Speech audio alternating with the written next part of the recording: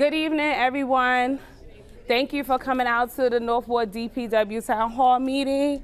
Our team is running a little late. There was something that they had to clear up, but we're gonna reverse some things that we're gonna talk about. We do have code enforcement here. That's a part of, helping our city get clean with buildings or houses that's not in compliance. So we're gonna start with that. But before I do that, I just wanna introduce you to who I am. My name is Cynthia McElroy. I'm over Newark People's Assembly, Office of the Mayor, and my job is to make sure that the community voices are heard. Whatever your needs, your wants, you are stakeholders, you have every say-so, you're very important, and most importantly, you help us learn how to improve the city. Whatever issues you have, my office always open. I help support you. I help build block associations, tenant associations, making sure that you guys are organized. We do have a block association initiative going on, which is a doorbell camera initiative, where if you create a block association, you get up to 15 free doorbell cameras. So once you create a block association, you have to be a part of the block association. I will help you create one if you need help. If you don't need help and you do have one that's active, then all you have to do is just register with my office and I could further assist you. Another thing is we count on, the residents to be involved, to make sure we know what's going on, because we don't know everything that's going on. But we want to change the narrative of how do you help us help you? I just want to acknowledge Councilwoman Roundtree. We have Bryant from her office here. We also have Stephanie, your North Ward Mayor's aide. We have Kids for Cops, right? Did I say it right? Cops for Kids, we have them here. Thank you, a stakeholder. And then we have the Hispanic commissioner here too, to help as well, support. It takes everybody to be a part of this. One of the things that I hear, and I'm hearing that we have issues with our garbage pickup, the things change, recycling, illegal dumping. So we want to make sure that you all are aware of what's the process, what changed, and then most importantly, we want to hear your voice. So I'm going to open it up to our Chief Officer, Nance, who is from Code Enforcement. We have Mr. Billy, he's one of the supervisors from DPW. Director is on his way. We have our awesome CSOs coming in the door from, from our second precinct. They also help and get the work done. I know a lot of time you guys call them, but we want to make sure that you're calling everybody so we can help meet your needs. So with that saying, I'm going to turn it over to Chief Officer Nance, and he's going to talk about what code enforcement does, how do you contact him, and anything going forward. You can ask questions. Thank you. I think so, yes. Hello, everybody. How you doing? Code enforcement officer, man. I basically take care of the whole city with the help of my supervisors and my code enforcement officers. I just want to let everybody know from the beginning exactly what code enforcement does, because a lot of people tend to mix us up with different inspectors, right? So code enforcement does come out. We do check your neighborhoods for various garbage and debris complaints and things of that nature, but that's just not exactly what we do. That we do a lot more than that, right? So we deal with high-rise, multi-dwelling inspections of high-rise buildings. We do certificates of habitability. We do CCC inspections when you're buying and selling property. We do Airbnb registration. So I don't want anybody just to think that we just do garbage. I understand a lot of people get violations and summonses and tickets. We do, and if I can help you with any of that, I'll give you my direct cell phone number. I'm going to give you the office number before we leave. Right now, currently in the city, it started October 1st of last year and it ends May 1st. It's currently the no heat season.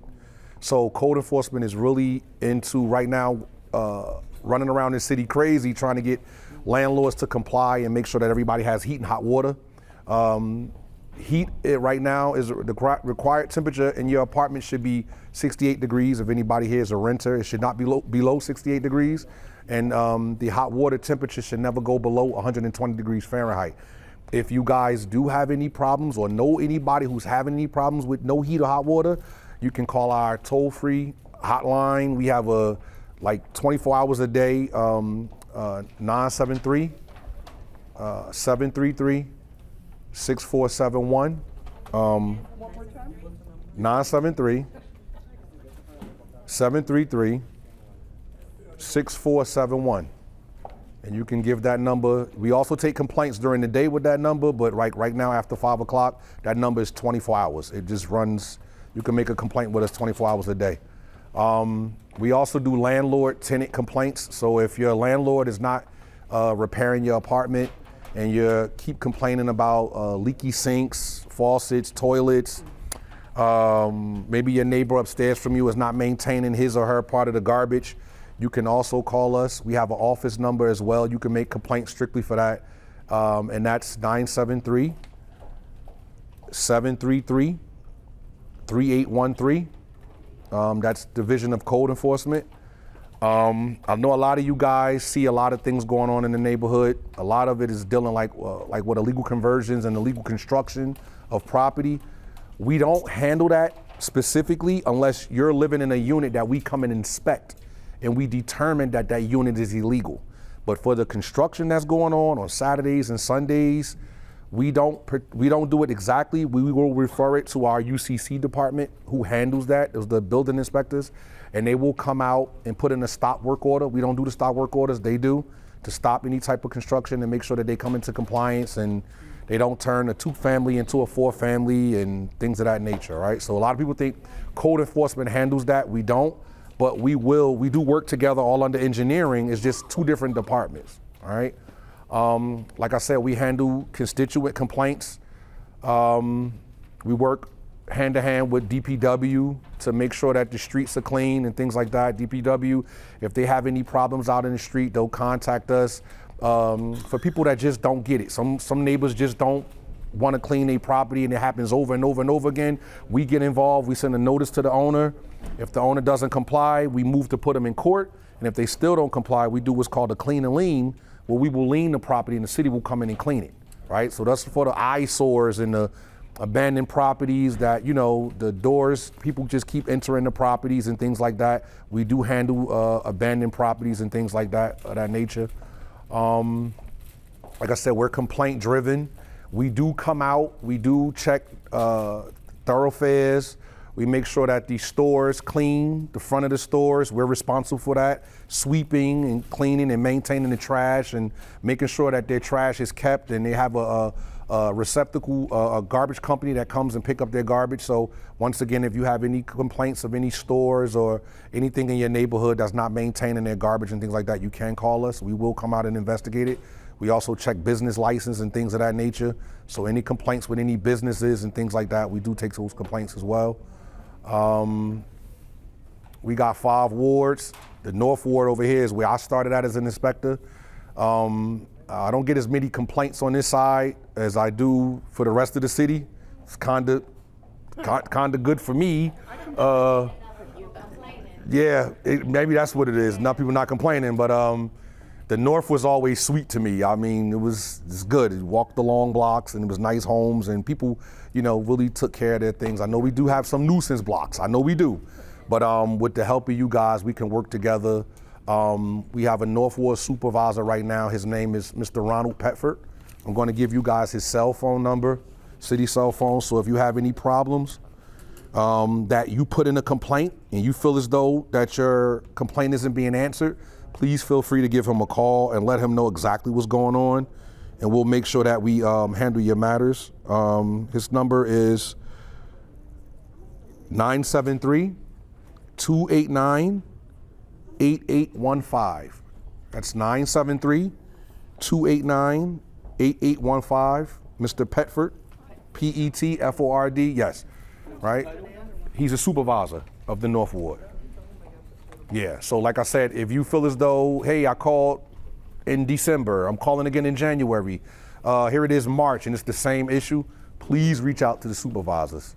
I'm sorry, can we repeat the numbers over again for everyone? Please? Yes, okay. So the supervisor of the North Ward is Mr. Ronald Petford. His telephone number is 973-289-8815. If anybody wants to make a complaint with code enforcement, you can call our office directly. That's 973-733-3813. And for any constituents that's having any problems, any concerns with heat or hot water until May 1st, they can call our no heat hotline, 973-733-6471. That's really about it. I'll take any questions that anybody may have I'll start with you first. Michelle Butchfield, from the North Ward. I'm the co-chair of Historic Preservation Committee for the Forest Hill Community Association. Yes. And I'm sure you get complaints We know.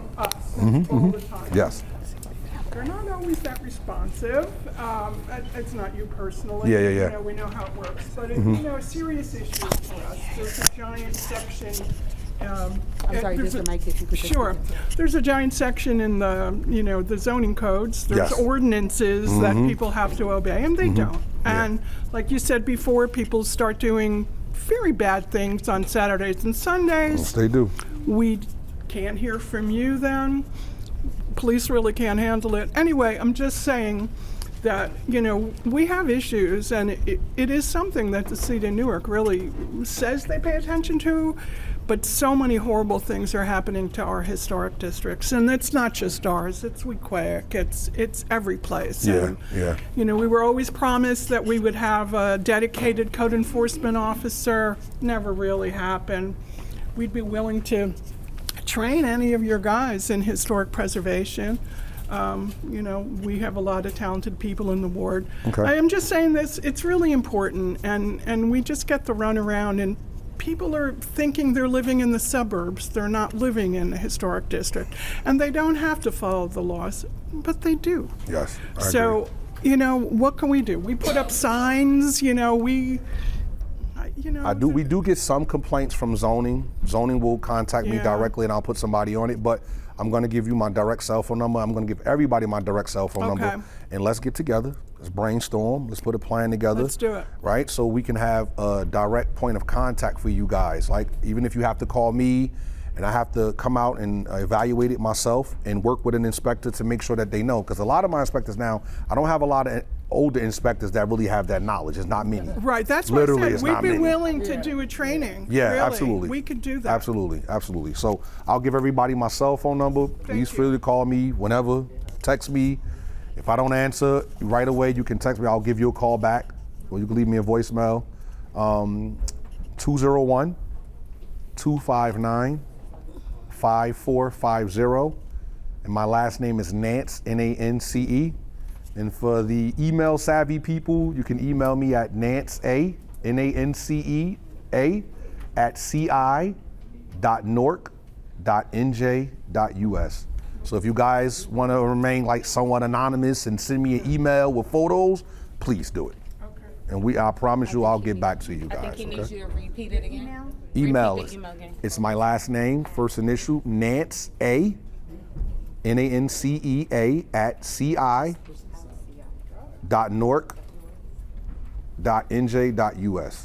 And just confirm your phone. The last is 5450. That's correct. Thank you. And if you like to set up a meeting for the district, the historic district, you could connect with me, and I'll make sure we come directly to your area to have a meeting. Absolutely. You know, so we could fully engage in your area. That'd be great. As well. Absolutely. Was there any more questions for code enforcement, Mr. Nance? I'm gonna come around to you. I'm sorry. Excuse me. I really don't need that. I can actually. It is. We have one. Yes. I'm sorry. Okay. Thank you. I have a couple of questions. How many code enforcers do you have in the field? In the North Ward or in total? In total. Maybe about 31. Yeah. Do you feel you have enough of them to cover the whole city? Yes and no. Yes and no. Enough inspectors, the experience is what we need more, and that's going to take time. And in the training. Yes, because a lot of them are in training. So then my last question was, Okay. As we build these hundreds of buildings that are going up right now, what is your plan to make your department more robust? Okay, so right now the summer is coming, the summer initiative. We're starting our systematic inspections. So what we're doing now is, as you know, a lot of buildings are coming up where they weren't before. So each supervisor in each ward is responsible for basically doing a scope, a layout of their area, to see how to identify how many high rises, new high rises we have, and we have something called an emergency plan. It's an ordinance that we have that we send to all newly constructed high rises so that we're on point with their maintenance, elevator crews, 24-hour plumbers, just in case of emergencies and things like that. So as we grow, we will continue to still, add more code officers to our staff. But as of right now, I don't think we're really going to have a lot of problems with those buildings for about maybe the first 5 years. After that, they'll probably start having little areas of problems and things like that. But by then, we'll be, much stronger, so we can really, take care of it. But information is key. As long as we have the right connection, the building owner provides us with a plan of action in case of an emergency, which we require, then that's what helps us out. That's how we combat it.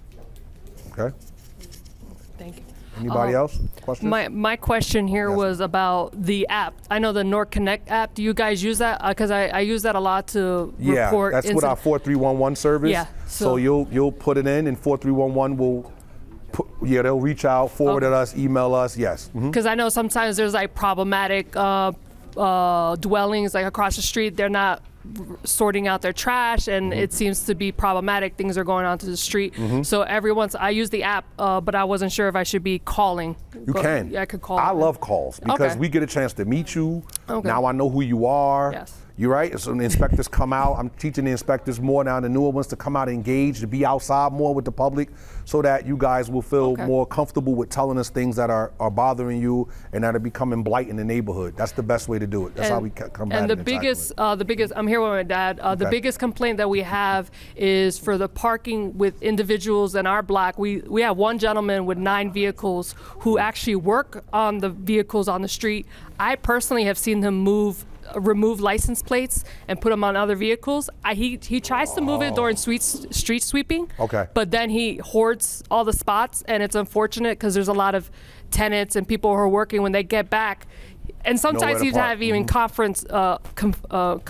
confrontations with me Okay. and my father. So my thing is he has literally the car on jack stands, all 4, and sometimes he's even blocking double parked. And we didn't have, this is Parker Street up on my Parker? right here on Parker Street. Parker? Mhm. Yeah. Now we don't do cars per se, but if a person is blocking the sidewalk, working on Oh, the yeah. street, working in their He's- driveway, illegal mechanic, yes. Yes. But you have to call MPD for the cars being parked illegally. I'll get your information after the meeting and make sure they can come over to, help assist with that situation. And They they have, just cleaning the motor with all the oil, Washing it down the street. washing Yep. on the street. Just now, you go over there now, you see it. Okay. Ran his car? Yeah. Oh, I saw that, yeah. Oh The yeah. trench, they take a transmission, Yes. old one, put a new one right on the Okay. street. Okay. and I've Okay. called Please, the I live there, man. I see all that oil go through. Okay. It's a shame, Parker. right into the sewage. Around 270 Parker. And the police department is very, very well in responding because Okay. sometimes they're blocking and like fire trucks, but school buses can't go because they're double parked. I literally have photos of them working. They got and I get it. My husband's a mechanic. He's Puerto Rican. He's been working on cars for years. Okay. And I know when you have to work on some stuff, but this is every day, all day, like it's their job. Yeah, I get it. But it's one thing to try to, I get it. Some people want to make a side hustle, but when Yeah. it starts to become a Yeah. nuisance to the rest of the community, we just have to have a conversation. Yeah. That's it. Either they abide by the rules, respect the time. Yeah. Oh yeah. Hi, Captain. I'm sorry. They were just reporting out on, cars being, too many cars being on the street, people working on cars. Can you mention something about that? Yeah. Disassembly? Okay, what location is this? Okay. All right. As soon as we're done here, so they're obviously not supposed to be doing mechanical work in the streets, right? Mm-hmm. That's not allowed. I'm sorry? No, obviously that's illegal. They can't do that. But do we call for that? Has anybody called for it? Yeah, I've called plenty of times. Yeah? Okay. Listen, okay, this area is not mine, right? I'm just above the street, but it's still the same issues, right? So if you see that, you have to call, give us a description, the location, what they're doing, and we'll show up. If we're there, we'll see it. We'll also call the proper people to come in, to issue fines for dropping the oil and everything else, right? The cars, they're not allowed to park the cars in the street to do that. Commercial vehicles are not allowed to be there, taking the spot at night. In the daytime they can, right? And what was the other issue about parking? Well, it moves plates on the cars too, so that means they're probably not registered. So you should be able to tow them. Yeah, absolutely. Yeah, if he's doing that, if he's changing the plates, that means they are unregistered. Call BNC and Dentist Yeah. Brothers and just start towing them left and right. It's a whole process. Got it. Okay, The yeah. other day, at 1:30 in the morning, he was using the air pump, the air pump right in front of the house. At 1:30 in the morning? 1:30 in the morning. Okay. And my wife came out, we couldn't sleep. I was sleeping, she didn't want to wake me up, and I get up early. All right, that's also a nuisance, And yes. the guy, he said, hey, when do you finish? Screw up, you old lady, go in the house. That's what he's, wow, okay. Yeah, listen, with those things, call us immediately. Don't call 911, right? First of all, don't call 911 for that, 733-6000, 973-733-6000, because 911 is for emergencies only. And I know that's not a good thing to be happening at night, but don't tie up that line, because if you tie up that line for that, somebody who's actually having an issue might not be able to get the service. That might be life-saving at that moment if you top that line. So call 973-6000, give us a call, we'll show up. I can't tell you when to show up right then and there, right? Like everybody else, resources are limited, especially with the police, right? And we have other jobs, but we will get to it. And if you see it and you record it, or if you have something like that, share it with us, right? Because we can also do the violations that way. Oh, yeah. How many years has this been going on for? So actually, somebody's been calling for years. No one's done nothing. At least So how often do we need to But it's call getting you? bigger. It's getting bigger. It's getting bigger. I'm sorry. I'm sorry, Captain. So can we just go over some house rules, right? So we want to make sure that everybody voice is heard. Can we keep the questions down to maybe a minute and a half, but also making sure that is one conversation, right? One person talking at one time, then make sure. But with that situation, we'll make sure after the meeting, we making sure we're contacting with you to do that. And then I know the gentleman over here had another question. Sorry to bombard you when you came in the door. Sorry. Yeah, I guess first of all, who's responsible for the 311 app? Because it's definitely not working. Okay, on November 20th, I reported garbage that was dumped over by the school on Manchester Place, okay, and it still hasn't been picked up. Okay, after it wasn't picked up for 2 weeks, I put it up on Facebook, and somebody from DPW responded and said I should go onto the DPW website and file, which I did. Okay, so that takes us into December. Here we are now in March. Okay, we have kids. They go to school there. Okay, they use that trail as a shortcut. Somebody's going to get hurt there. Okay. Where exactly is that at? It's the school is Park Elementary School is at 120 Manchester Place. So if you just look right across the street where the railroad track is, okay, it's full of trash. Okay, and there are kids that walk through there every single day. I run a youth program over at the school on Thursday nights and Saturday mornings, and our kids use that trail to get to and from school. I got you. Okay. Oh, well, we'll take. I know exactly what The you're other talking thing I about. It's a dumping reported site. Yeah. last summer, 565 Mount Prospect Avenue. Somebody bought that house there. Okay, it was right after the city passed the ordinance about cutting down trees. They cut down all the trees and they turned that whole back lot into a car repair yard. Okay, it's a huge mansion right there on Mount Prospect Avenue. I was shocked. I was looking for permits to be posted. I didn't see any permits. Once again, put it on the 311 app. Nothing was done. Okay, and then I'd like to know who was responsible for not cleaning up Victoria Avenue for the funeral of the police officer. That was embarrassing. Okay, that was the most disgusting thing I've ever seen. I've been to over a dozen police funerals in the past 30 years, okay, and I have never seen anything like what I saw at this poor police officer's funeral the other day. Okay, Victoria Avenue was a mess. Okay, and that before we lined up, and nobody even thought about putting out garbage cans. Okay, for the police officers that were there with their coffee cups and stuff. Okay. Can I just say something? So there's going to be some things. So my name is Tyreek Roland. I am the director of DPW. So one of the reasons why we came is to bridge the gap in communication, and we understand your frustration, right? And we'll talk through it and walk through it. We're not going to agree on everything, right? But the goal is to find a solution to it, right? And the one thing I want to say before we move forward is that, right, you're going to hear some things that you probably don't understand because we all look out of different lenses. But in order for you to be understood, you must first be willing to understand. right? So let's, begin to unpack some things, and our job is to, move forward and get some of the things that you are talking about, done. I just want to say that. Every time you reach out, our community meeting is every second Wednesday of every month. So if you'll come to our meetings as well, but we've been addressing that for the longest. Yes, Anybody else, code enforcement? Is code enforcement, yours is code enforcement? Yes. Okay.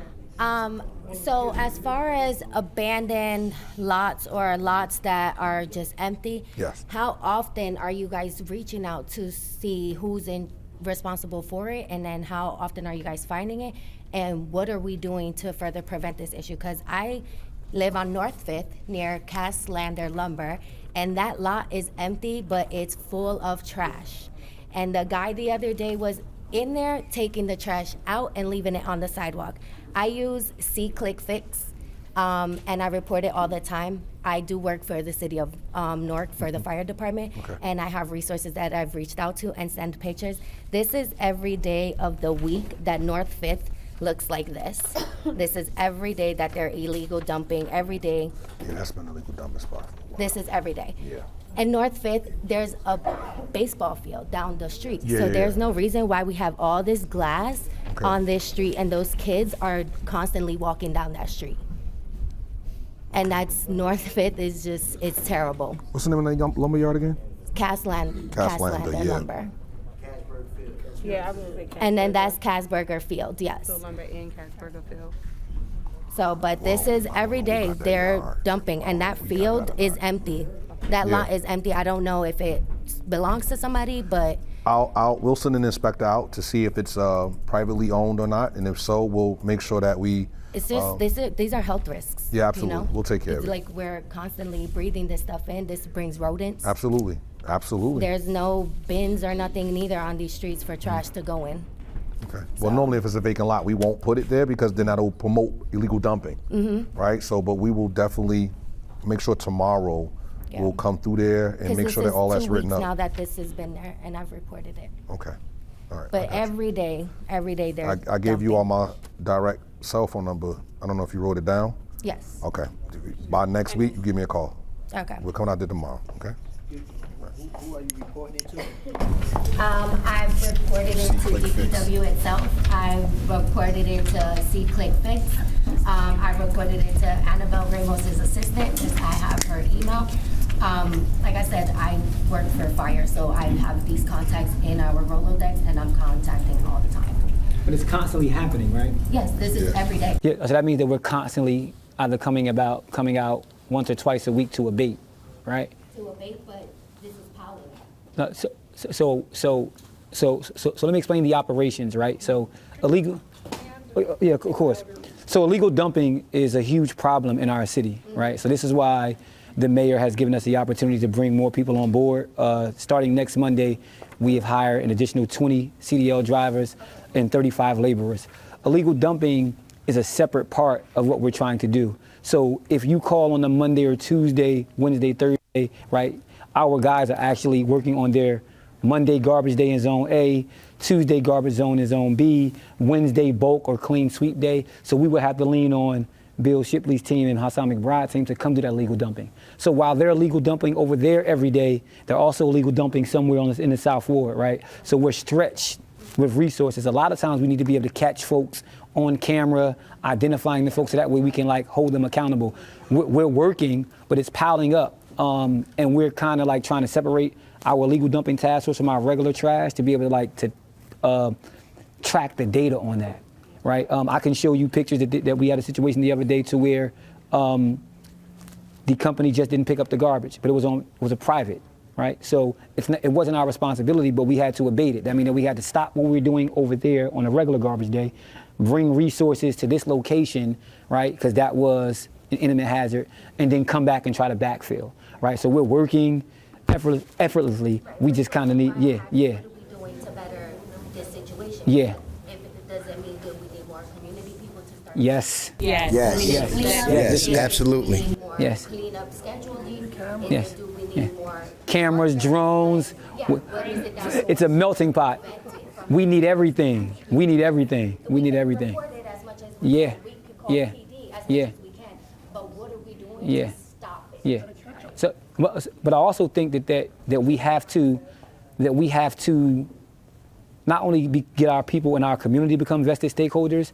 For people who are doing that, right, they have to know that Newark is not a dumping ground, right? Because you wouldn't do it in South Orange, you wouldn't do it in Chatham, you wouldn't do it in Westfield, right? And we also have to have the people who are in the community saying that I won't allow that to happen here.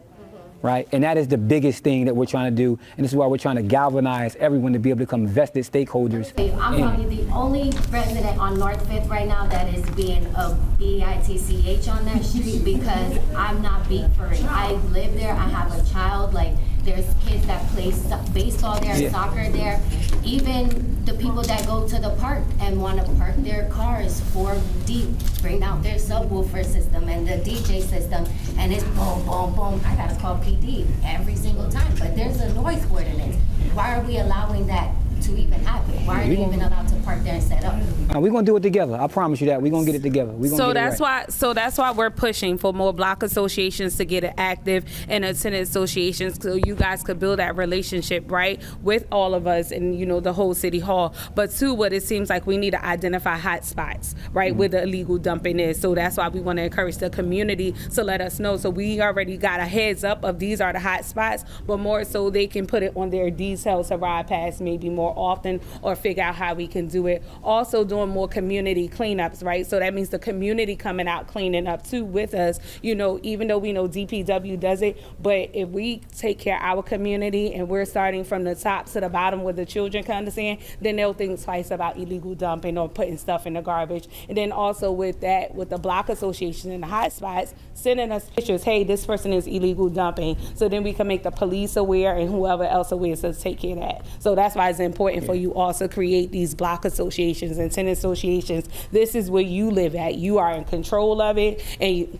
like director said, we won't have that. So we gotta, make sure it's known where those places are. Don't come here no more because they know. What's your name? Marlene gonna call and tell. So. And I will. A lot of residents don't want to. And I will add. I'm sorry. Okay. Kais, I just want to mention this really quick. Kais mentioned that a lot of residents don't want to tell. When you call Newark People's Assembly, everything is confidentiality. So feel comfortable with calling me, letting me know. I don't tell who. I just say, hey, this is who. So, we send it over to Cole, whomever. We don't say, go to Marlene's house because Marlene keeps complaining. No, we're just going to go out and abate the situation. So you don't have to be afraid.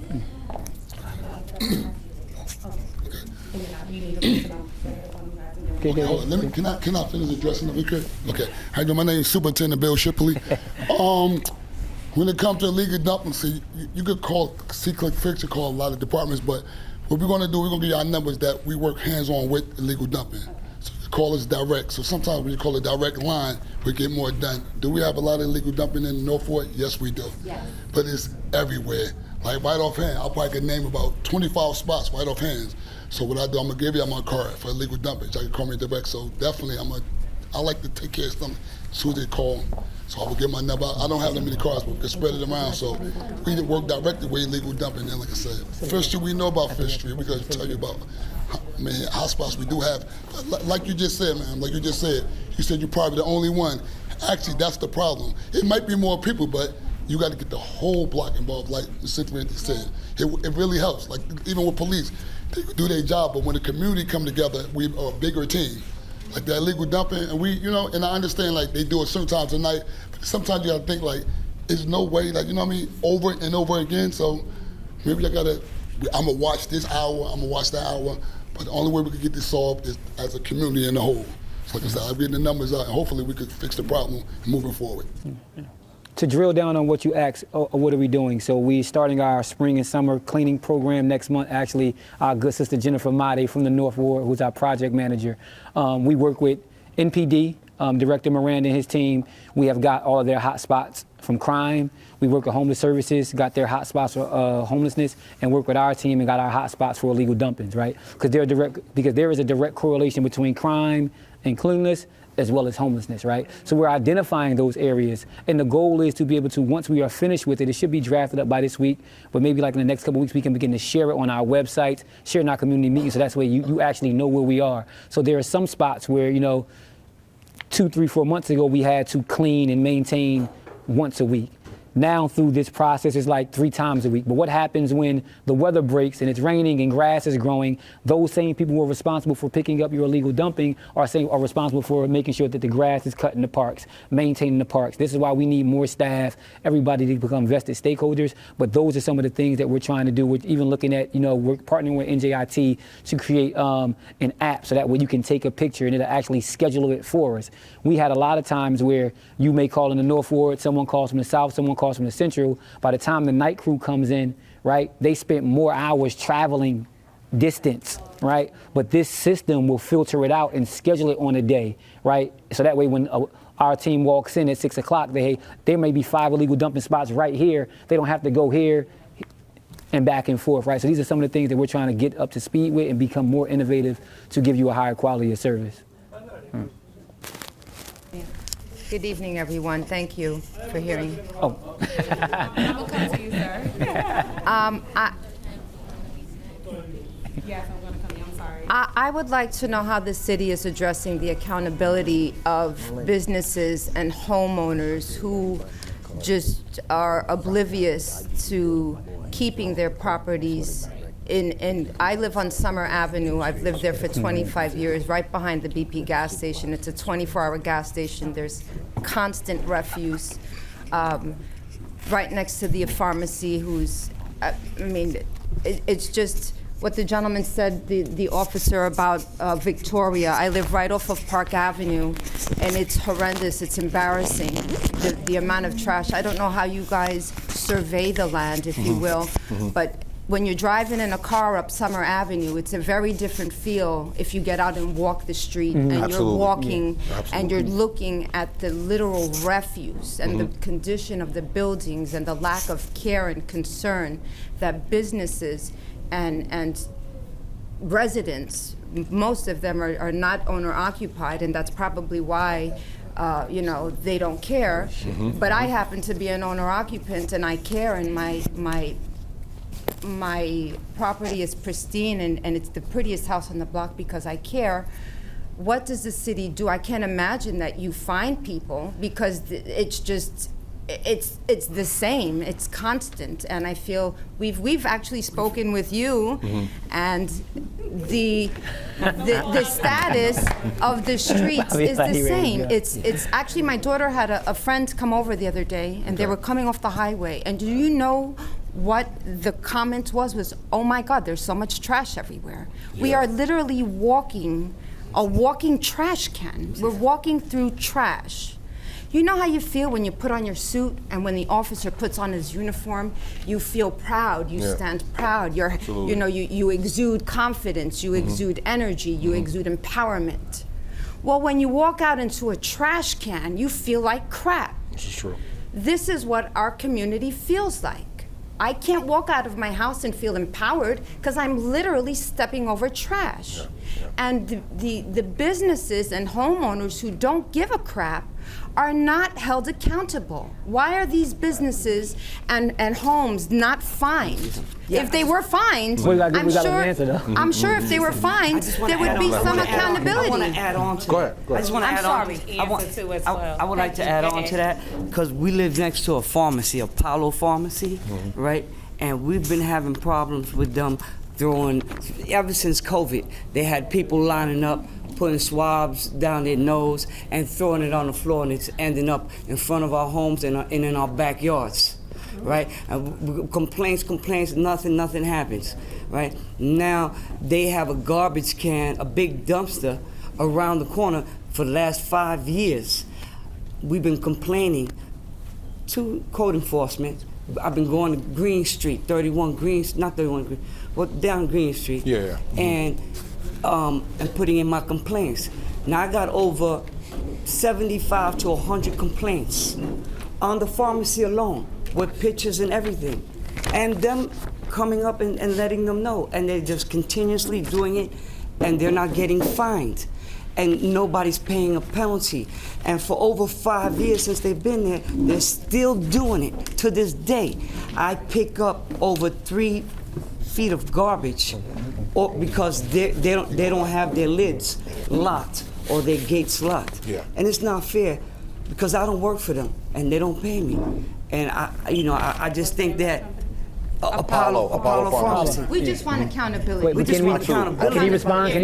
Yeah. Because they're gonna keep doing it. So this is Right, let him respond. yeah. So this is the reason why I'm giving you guys my cell phone number. This is the reason why I'm giving you the supervisor's cell phone number, so that you can now you can have accountability. Yes, absolutely. And what happens is for these, we're coming out of the heat season, so now the systematics start. Systematics, we come out.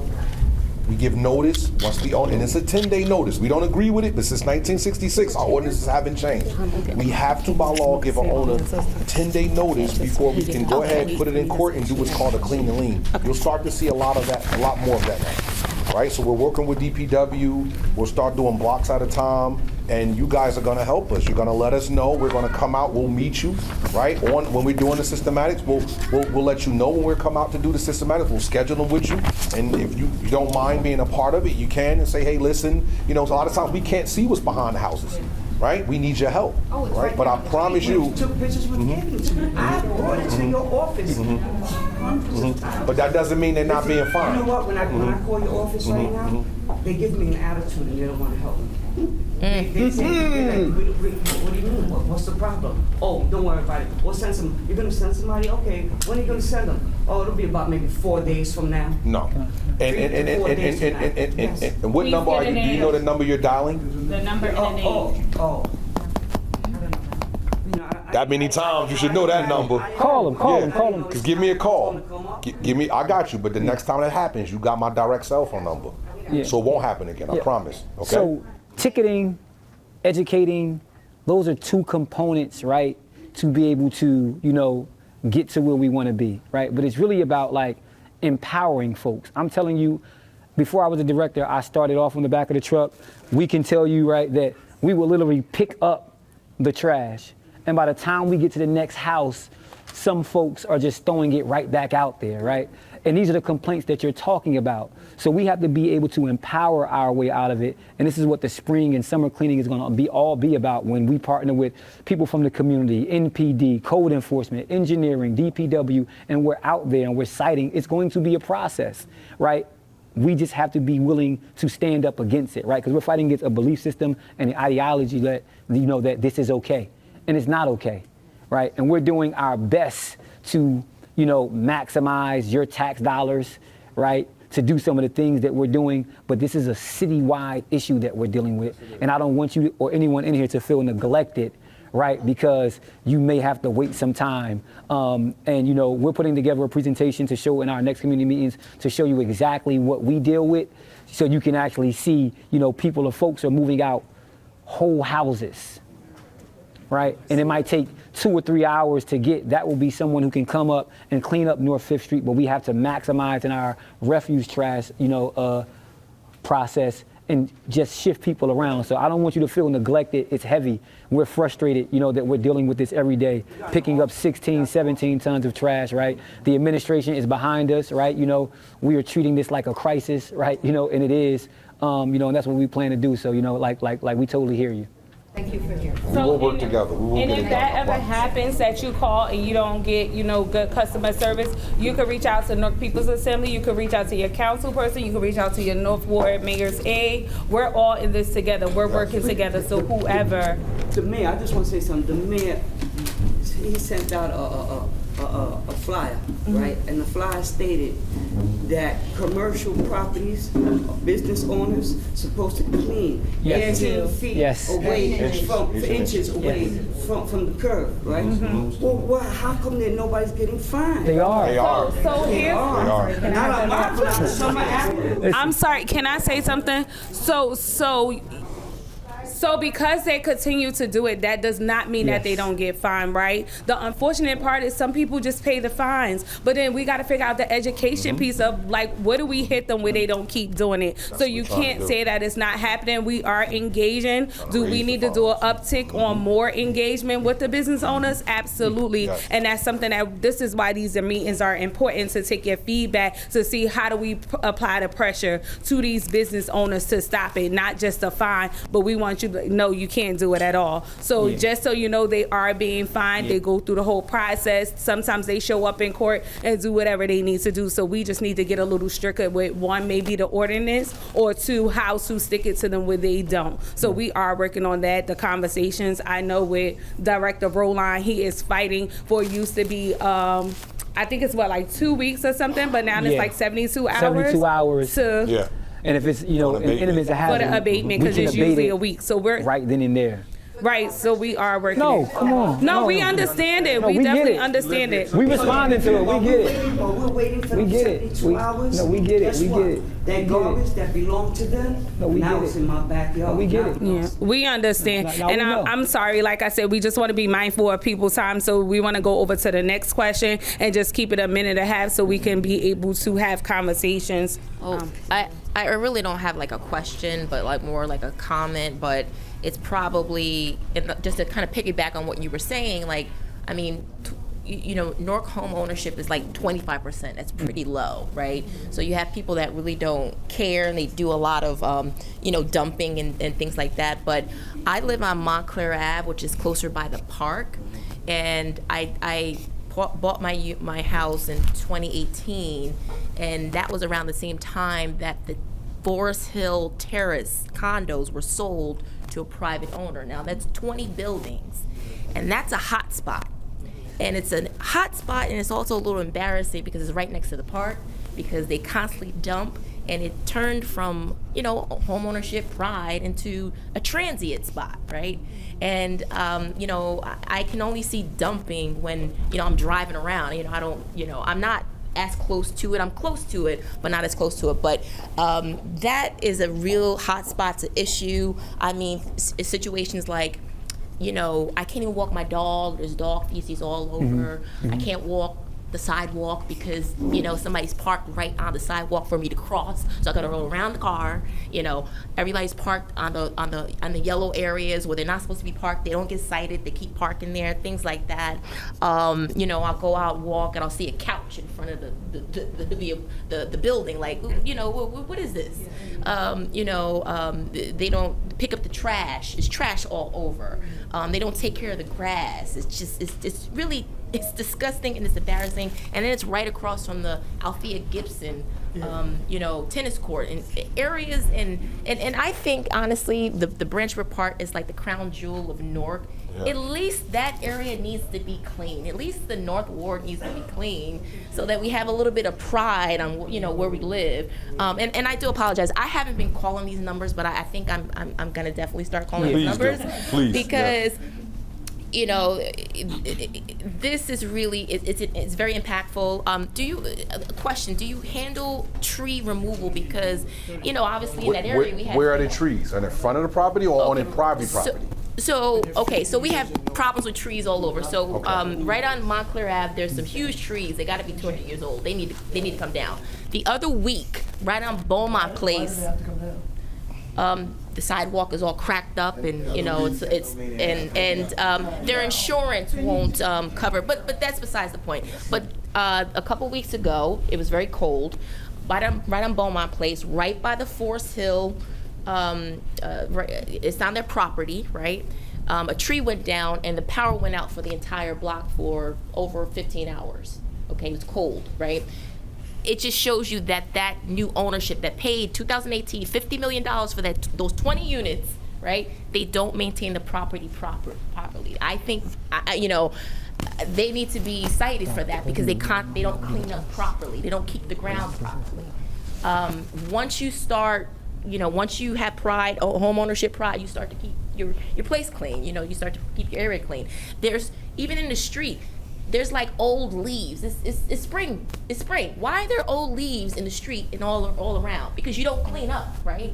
So it's Forest Hill. Forest Hill Apartments. Right. Mm-hmm. The terrace. Yes. Yeah, 20 Forest Hill buildings. Terrace 20 Apartments. buildings. We'll It check it out. spans about 5 to 6 blocks. You got it. I will check it out. We'll check it out. Thank you. Thank you. Okay. Thank you. So can I know we kind of like got busy into the conversation, but I just want to redirect it back to introducing all of our good DPW staff, so they're gonna let you know who they are and what they're responsible for. You want to start? Yeah, Mike, start. My name is Mike Bird. I'm supervisor at the North Ward.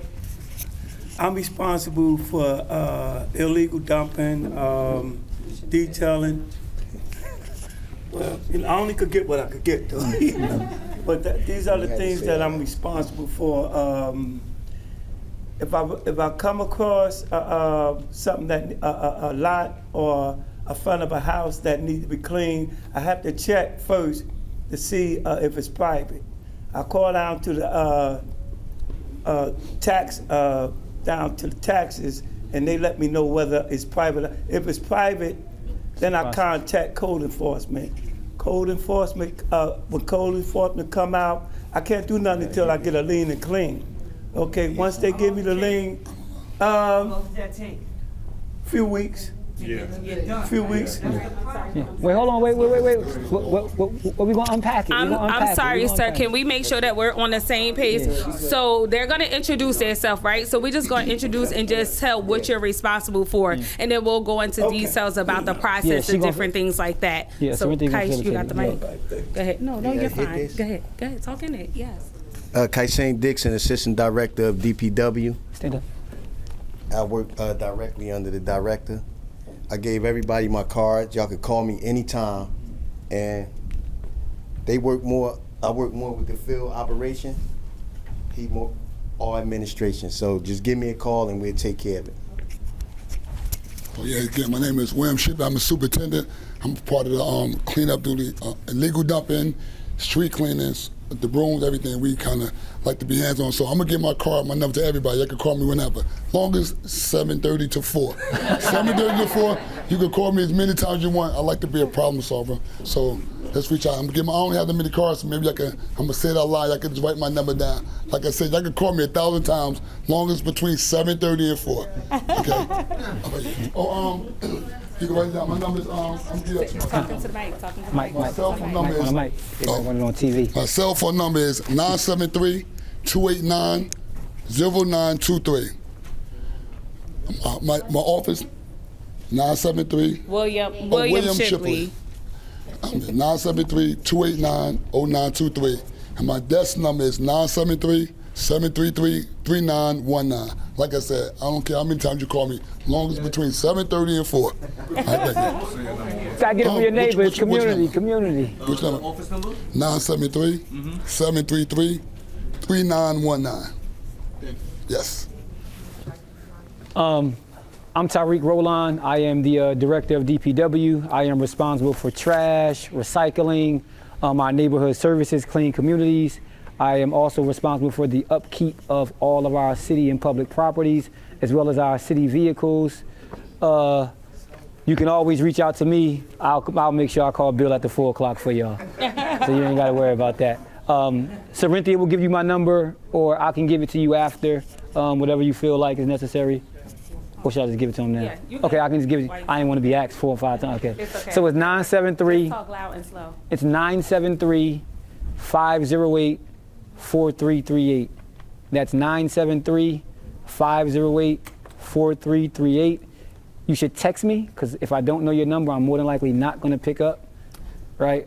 Just text me, and I'll definitely get back to you and say, hey, we met at the community meeting in the North Ward, and I'll make sure that we respond to you with anything that you have an issue about. Right? You trust us, my brother? No. Well, we're going to get to it. By the time you leave, you're going to trust us. I don't trust you. I've been in this Okay. It's okay. I'm sorry. I'm sorry. Could we? Okay. Good. See, let me go.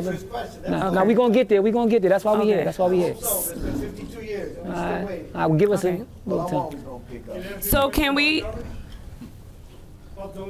Wait. 1 second. I'm sorry. We just want to keep this going in order. We did have agendas to go by, to make sure that some of the questions that you might have to ask, they might already say the answer. So you just give us a moment, and then we'll go back to questions and answers. So can you just talk about the different initiatives that you guys have going on? Also talk about, why did the garbage pickup and recycling change? And let's talk a bit about recycling so everybody can be aware of it. Okay. So we talked about our spring and summer program that we're doing. We'll be launching that, I believe, March 27th, sometime within the next 2 weeks. I forget the exact date. That is, so what we looked at was the data, right? And from what the data tells us is that in our city currently right now that we do not have a containerization problem. And what I mean by that is that like we don't have an issue with residents, you know, storing their garbage in their trash cans. The issue is, right, either folks are improperly placing their trash and littering debris and illegal dumping, right? So we have to take a different approach to beautifying and cleaning the city because, right, it's not the household trash. It is the illegal dumping, it is the litter, right? So we have to get more folks staffed, excuse me, in our neighborhood services, clean communities program, rather than on the back of the recycling and refuse trucks. Why we switched our recycling schedule. What happened was, right before, during September, October, and November, well, let me rewind. Since 2022, recycling has increased by 22%, right?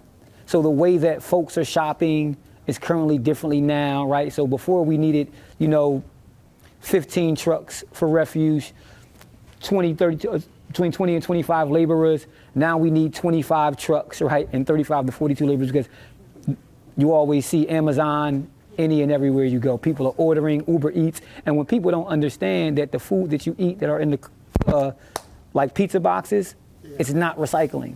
Right, so folks are throwing like their Burger Kings, everything that we eat from Uber Eats that's not recyclable out there, right? So now we have to, rather than pick it up, we got to do code enforcement, cite them. It's out there, it's crazy. But how we got there was we had 4 or 5 different shifts in recycling, right? This was our assessment. And to every time you find a solution, you open up for another problem. So we had a 6 a.m. shift, a 6 a.m. to 2 p.m. shift. We had a 10 a.m. to 6 p.m. shift. We had a 10 p.m. to 6 a.m. shift, and then a 3 to 11, right? So what we realized was that in September, August, September, folks, we really, like the weather was nice. The wintertime, it get colder at nighttime, right? Our guys were experiencing challenges and being out that late. So when I came on in December, we had to make a decision, and a decision like a fast one, because residents were, they weren't satisfied. So we had 2 options. We could either pick up your recyclables the day of, right, or pick it up the day before. We chose to do it the day of. For you, it's Tuesdays and Fridays, I believe, right? Yeah. Right? We knew that the one issue in doing it 6 p.m. to 2 a.m. is that if you are working, more than likely, right, if you put your recyclables out before you leave, and your street is the last street, it's more than likely going to be out for 24 hours, right? But we wanted to just assess it because if we did it the night before, right, some folks say, hey, you're disturbing my sleep. Do we go from 10 p.m. to 6 a.m.? Do we go from 6 p.m. to 2 a.m.? And what we realized that we were doing a much better job than before, right? Because all of our folks were coming. We had more staffing at the time. If we had the staggered shifts and 4 drivers or 2 drivers called out, that's one district that we have to shut down, and it just impacts us, right? Now we have everyone in at one time, and if we experience 2 call-outs, we can still, right, condense it. So we're going to go back beginning March 30th from 6 p.m. going to be the same time, 6 p.m. to 2 a.m. is going to be the day before, right? So that. What does that mean? So your trash, so how you put your stuff out regularly, like more than likely Monday night, right? By the time you wake up Tuesday morning, your recyclables will be gone. By the time you come from work, right, your trash will be gone, right? The second part to that is Like it used to be. Okay. Yes. No. So let me give you. So when we did our overnight shift, right, we did some shifts. A lot of certain areas got picked up at nighttime, not the entire city. So I know that this area did. So when this shift changed, it kind of messed everyone up. But there are some folks who recyclables were getting picked up in the daytime, right? Because we had to like kind of balance it out. So we apologize for the inconvenience. We were trying to like fit a square peg in a round hole, right? And we realized, what we needed to do to better support you and make our services more effective, right? So that's going to begin on March 30th. We have to give our teams 2 weeks notice, right? They have families, they have second jobs, right? We want to make sure that we are being responsible on our end to improve it. And the more manpower we get, currently we have a capital improvement plan. We get more equipment. We'll be able to pick up things so that way by the time you even get up, your trash and recyclables are gone, right? But that's where we are in the process. Did I miss anything? No. Can we talk about the trash cans? I know a lot of people have questions about the trash cans. Can you just, talk about that so they'll be aware of? Yes. If you have not received the trash can, you will more than likely be receiving, I say you sister, be receiving one, because got to be clear, right? You will more than likely be receiving one between this last quarter of this year. Here's how we assess, right, our trash can distribution. So big shout out to Mayor Baraka first, obviously, who wanted to give our residents, right, trash cans. No city does that, gives you trash cans for free, right? Nowhere, right? It doesn't matter how you feel, you're going to pay for a trash can. It actually costs to provide 30,000+ trash cans is about close to $2.53 million, right? So we had to assess that. So in doing it, right, we wanted to be equitable. So the most problematic areas as it pertains to litter and as it pertains to tonnage. And what we mean by the tonnage that we collected, right? Newark is 25% homeowners, about 75% renters. What we've noticed, the data is showing us, is that in our areas where they're renters, that there's like a lack of concern and care. So we gave the trash cans to the problematic areas who did not have it to try to reduce rodents, right? In that, some of our folks who did not get trash cans, right, when it pushed back and was trying to figure that out, right? Like why? So that's what would happen, right? We wish that we could have gave everyone trash cans. We wish that we had a pot of money that we can dig in and just get it out and give everybody trash cans. One thing I would say is that if you haven't got one, we say now that we saved the best for last because this was a pilot program. So when we got the first pilot, right, we had the cans that were too small. Then the second pilot, right, the second phase, we got cans that were too big, right? Yeah, right, they're too heavy. And now the last pilot, right, is going to be just right. I think the second pilot was about a 65-gallon, 75. The first was, I think, 35 to 40. This one's going to be between 50 and 55, right? Yeah, and what we also noticed that the bigger the can we give you, the more trash you give us, right? Yeah, right? So, like, we suffer from the same things that you suffer from. When you can't get through, right, when you park and you can't get to your house, we can't get the can through. You get what I'm saying? And these are things that, we are working through with Parking Authority and NPD, right? And understanding how do we get our folks to be competent enough, because ticketing, right, we will impact you in a negative way financially, right? So what does it look like to be able to come together and understand that, hey, I shouldn't just park my car right by the fire hydrant in between the lines so folks can get by, right? I may just need to walk today, right, around the corner. So those are some of the things that we're trying to do. And I know a next question would be, can we make sure that they are clear on how they're putting their garbage in the can? What's the process, being clear to make sure that they're helping us so we can get the garbage quickly? And yes. So all your trash cans should definitely have a lid. I know that some folks are going to say, hey, your guys took my lid or broke it, right? That might be true. Sometimes we move fast, so we apologize for that. And if we have damaged your can, we will give you one back, right? But all of your materials need to be tied up, right? We have a huge issue. We get video recordings, from certain areas saying, hey, your guys are leaving the bottles from recycling, they're just dropping them and not picking them up. But you got the can overflowing. I got to get between 4 or 5 cars, right? These are some of the challenges that we have. So all materials need to be tied up. If it's tied up, it more than likely won't be loose, and it reduces spillage. If you're recycling, your bottles and cans needs to be washed out. I know a lot of times, especially during the summer, during the hotter, seasons, folks complain about the smell, right? That is all of the food and materials that are coming out of our houses, right, that is spilling because there is a hole under the truck, and that's just how it's manufactured, right? But if folks aren't properly placing out their trash and emptying certain things, and we're trying to bring a compost site to Newark as well, right? But if folks are putting spoiled milk inside the trash can, and right, we're dog poop and things like that, when it all comes together and we have to hit the hopper, right, then those are the things, right? So we want to work together and educate you so that way you know exactly what we're dealing with. But please tie it up. Cardboard should be tied up as well so it's not blowing, right? How do you tie them? No, I'm sorry, no. Bottles need to be rinsed out. I apologize. All, yes. Yeah, no. People are doing that. No, yes. And that's not cool. Bagging your bottles, the state banned that, right? So your bottles and cans should not be in a plastic bag. It actually contaminates the recycling process, right? And we get fined, right? Yeah. So in the blue container, the cans and bottles can be loose. Yes. Yes. Just clean. My Yeah. cardboard boxes, I'll take one and then fold them all up and stuff it in. Oh, perfect. Okay. Perfect. You can put it in the blue container. You can But I stuff just it in. put them on the like where they can see it. No, but yeah, you can stuff tight. No, you can stuff it like that. I was gonna say, can they tie him down with a string? Yeah, you That's should- so they yeah, don't yeah, I blow. was- Want them tied. It would be the best way because we And might then wake up and it's windy. And I read on here, which is new to me, you can put the cardboard in the blue can. Yes, yes, yes, So yes. I wouldn't have to tie it if I stuffed it Yeah, in. yeah, absolutely, absolutely, absolutely. And I do have a question about street sweeping. That's why I'm here. Okay. And that was perfect segue. My last question, I know these are the comments about our recycling. Like, what are we doing? What numbers we can call? Where we can drop them off? What's the drop-off sites? And two, why you're talking about that, even with the mattress, because we've seen that there's a lot of mattress on the street. So, yeah.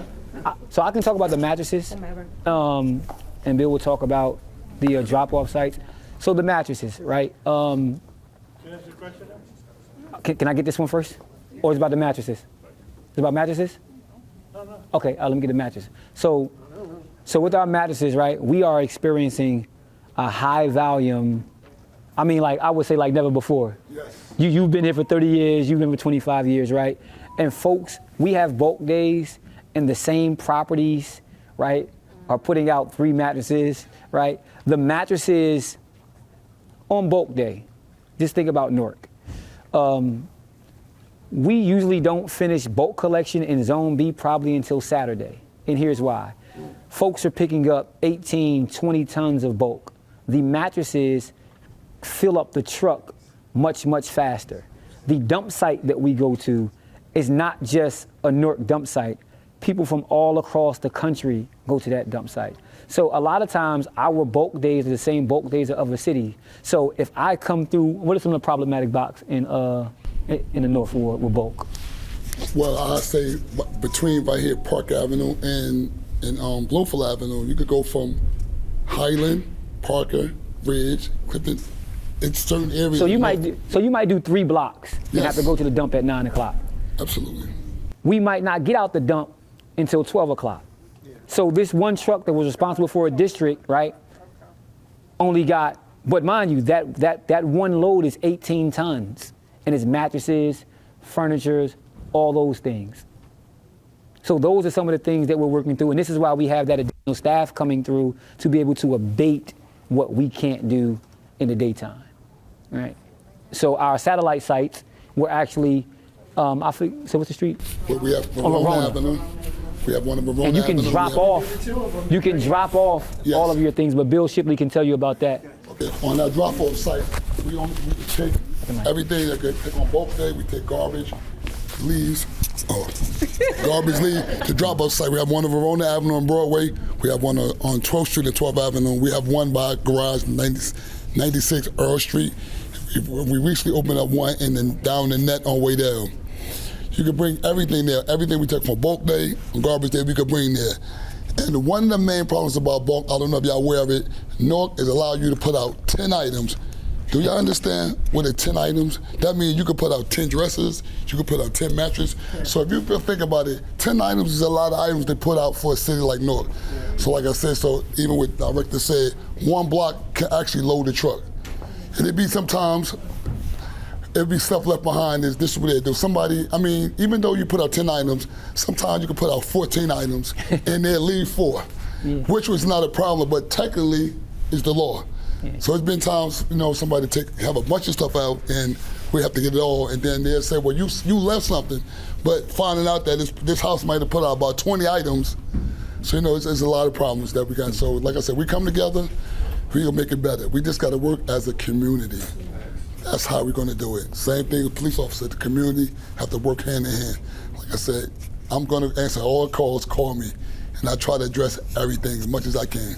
Hopefully, we're gonna get better at it, I promise. But just to be clear, Yes. How many items per house or per unit? How 10. does that work? 10 per house. 10 per 10 per household. Yes. Okay. Yeah. And just 10. keep in mind, some houses have 1 unit, 2 units, 3 Yeah, units. it's so 10. be mindful It's of 10. that. Yes. So that 10. ups the number of things that's going out. Absolutely. to 10. Wait, can I add to that really quick though? So here's one of the challenges, right? Most municipalities don't even allow you to put that many items out.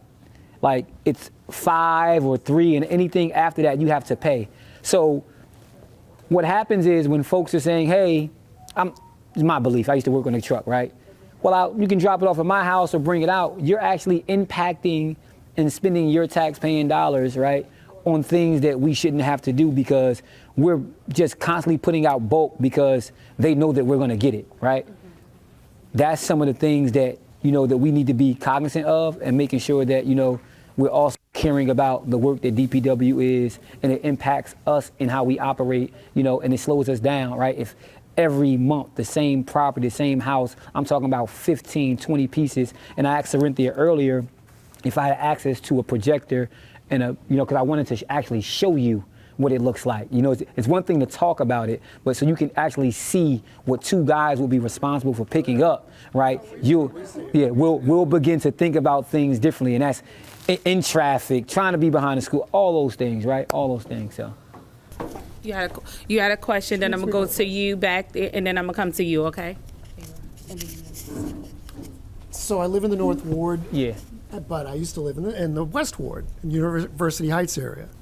So I wanted to come last Wednesday to talk about South 7th Street. Mm-hmm. May I talk about it for a moment now? Yes, okay. Absolutely. That's why we're here. So I lived on South 7th for 8 years before living here. Mm-hmm. Street sweeper come by, everything's great. I take the leaves out of the gutter. I manage the garbage to this day still twice a week. I appreciate, I bought covered cans long before they were given to me. I appreciate all that and what you have to do. Mm-hmm. So the street sweeper comes by about 5-6 years ago and comes by and shoots the garbage from the street up to the sidewalks and onto my lawn. When you say shoot, what do you mean? The brushes spin it and toss it up. Mm. So I thought, what's that? So over the course of a few weeks, I'd wait for it to come, and I'd come down, I'd watch, and it would spin and throw it up. So I went down to Froilinghouse and I spoke to somebody, and they said, we got to see what driver does your street. Mm-hmm. So next time the truck came, I got the number of the truck. I watched the same thing happen. But this time I ran down the street and jumped up on the side of the truck and hang onto the mirror until the driver stopped. Don't do that anymore, please. I scared him to death. But I said, what is going on? He said, why is the garbage flying up from under the truck up onto the sidewalk? And he said, I don't have the vacuum on. I said, why don't you have the vacuum on? Because it fills up the truck and I have to keep dumping it. Somebody told you that? Yes, he told me. He almost started crying. He said, I'll do your street again. Oh, don't worry about it, don't worry about it. For a few years, it was clean. Now it's started again. So what I'm complaining about, you can solve with easy words. Tell your drivers, put on the vacuum. Oh, so that was his fault, definitely. Yes. Right.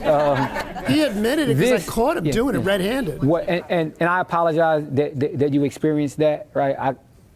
I want to respond, but I can't even justify that, right? You don't have to tell me anything. Just a few weeks ago, it started again. It started again. So we'll address that issue, right? Yeah. But to tell you just about street sweeping in full transparency, this year, even since December, right? We were hit bad with cold weather. I understand because I'm there. I see it. I'm not that. Snow you're gets right. in the way of all that. People throw their stuff all over the place. Yeah. So two things: weather, right? We don't sweep when it's below 32 degrees, and the second thing is we were down on equipment, right? Our street sweeping, by the time mid-April comes, you will see a huge difference. We're even thinking about more innovative ways, right? As we're getting our equipment, is to restaff our folks, regular broom, identifying the spots, right? Call us, we'll come out and have crews come out and abate it in a different way. Partnering with NJIT and Rucker is doing cleanliness campaigns and clean up your community cleanups like that to be able to assist to fill some of our gaps. So that's what we're doing. I apologize that you which is great, that. and I appreciate you saying that. But my issue is a lot simpler. Oh no, so I'm saying that we're gonna fix that. Yeah, take his hat and go and say, And what street is that? What? And what street is that? South 7th between South Orange Avenue and 13th Avenue. Okay. And I'm out sweeping and doing all the right thing, but the truck comes by and blows it all back up. I got you. Shooting out from under it. I got you. Can you do the same thing in the east? Because he don't do that neither. And he don't put his brush down either in the east. Where? Because I'm from the east. Me Iron Valley. Okay. He doing it. Wait, so why you ain't? Every day we see. All right. He don't even. He don't put water on his truck. All He right, don't okay. put water because we know he got to put water from the hydrant. He don't do that. How you know that? Huh? Because my father's 90 and he sits outside every day and he sweeps his sidewalk 3 times a day in the east. That's what the And if old you want him to know, he could tell you that. The guy goes like 35 miles an hour. So even if you want him to clean, he ain't doing it in the east. Okay. So can you give me the street? We gonna fix it. Huh? Van Buren. Okay. And you haven't cleaned snow on East Kinney and Van Buren in 40 years since I was a little kid. So when I call up and I get the attitude. So it doesn't matter what department this is, it's all the same. Okay. I get the attitude from, you want me to take care of your snow? Yeah, East Kinney and Van Buren. I'm born and raised in the East. Happens to me. You go get blue trash cans in Mill Street, what they say to you, it's breakfast time. I ain't got time to give you trash cans right now. That happened to me 3 years ago, my father. Happened to me 10 years ago. I'm a product of this environment. I did Hennessy Park. As a kid, as a scout, I fixed it. I'm here with you guys. But after a while, it takes a little hardship to list for 30 years, 50 years. We've been to Hank Martinez in Newark. We've been to Sharp James. We've been to Corey, everybody. It's hard to swallow what you're telling me. I'm trying to stay positive because you're a young guy, you're a new guy. But man, it's hard to swallow year after year. If you keep getting complaints and nothing's happened, and the police chief back there, that guy, he said, the 311 ain't working. Now we got to call your numbers personally. So the root cause is the general system isn't working. We got to go to you, which puts a burden on you every day of getting 42 calls, 50 texts. It should be some kind of an automated service. So this is exactly what we're doing. Number one, I want to apologize, right? You know, for your experiences. Like, I want you, if you could, one day we can hang out, you could drive around with me, we can see, and we can address all the issues. But what I will tell you is this, right? Being in the capacity I am now, right? At one point, as talking about the automated system, right? We come across 4301, hey, this is great. You realize, oh, 4301 got some challenges, right? So, like, we're realizing exactly what's going on. We are not aware of what's going on. We apologize for some of our shortcomings, right? And we want to celebrate our wins, but I can guarantee you, right? I got about 3 different group chats with Councilman Silva, right? He'll tell you, and the chief of staff. I'm not a fan of him neither, so don't try and drop his name or anybody else's. So we're just generalizing how we're we working talk together. with the council. I apologize, right? And we're going to get it. You can have my number, right? You got it. If you haven't, text me. We can hang out, tour the city, and get together. Right, you could be our ambassador. So, and what I just also talked about to the captains, and I'm doing with most of the police, we're walking these blocks, right? The weather's getting nice, so we're out here. We want to build a relationship with the community to be able to walk the blocks and say, hey, this is a hot spot, this is what we need. But again, also, you can call my office, North People Assembly, you can call the council, you can call their call service, and then also, most importantly, creating that block association so we can come directly to you in your block and engage. Because again, in these community meetings, we hear everybody's concerns, but we want to make sure that we help you individually on your block. So with that being said, I'm looking forward to you creating a block association I can help you. Yeah. But we're going to go to this question. Go ahead, sir. Thank you for being patient. My question was about the leaves. They used to go out the 3rd over here. The 4th. It should be the 4th. Fourth Wednesday. All my neighbors, everybody got leaves out right in the bags. Should we bring it in for next week? Should we bring it in till next week? Yes. Bring inside because it's going to rain on Thursday. A lot of people put the bags here right now, right over here.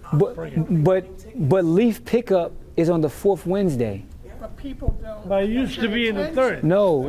It is on the 3rd. It depends on the area. So let me explain to you. So I want to be fully transparent, right? So let me explain to you what happens. Like around now, the 3rd and 4th Wednesday are like our clean sweep. So we pick up yard debris, right? In Zone A, it is yard leaf debris day on the 3rd Wednesday. Sometimes, right?